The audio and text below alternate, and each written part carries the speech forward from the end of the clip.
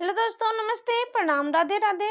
मैं गुड़िया चौधरी अपने YouTube channel पर सभी दर्शकों का स्वागत करती हूँ। आज मैं आप लोग को बहुत ही प्यारा दर्द भरा विवाह गीत सुनाने चल रही हूँ। गीत पसंद आए तो लाइक शेयर सब्सक्राइब जरूर कीजिए और कमेंट बॉक्स में जरूर लिखिए कि हमारा यह गीत आप लोग को कैसे लगा। धन्यवाद।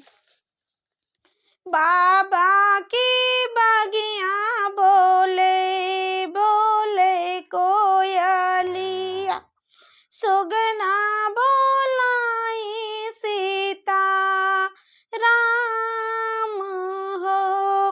बाबा की बागियावा में बोले कोयलिया, सुगना बोलाई सीता राम हो।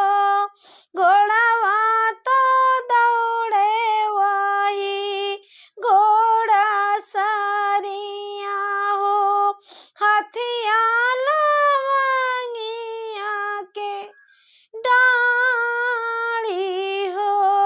घोड़ावा तो दौड़े वही घोड़ा सरिया हो, हाथिया लवंगिया के डाड़ी हो। घोड़ावा की बांधब वही घोड़ा सरिया, हाथिया लवंगिया के डाड़ी हो। हाथिया घोड़ावा तो बनबे हो वही घोड़ा सरिया, हाथिया लवंगिया के डाड़ी हो। वही रे मड़उआ में घूमे श्री राम दुलाए, तोड़ जोड़ावा धूमिली होई जाई हो। मोही रे मड़उआ में घूमे श्री राम दुलाए, जोड़ावा धूमिली होई जाई हो।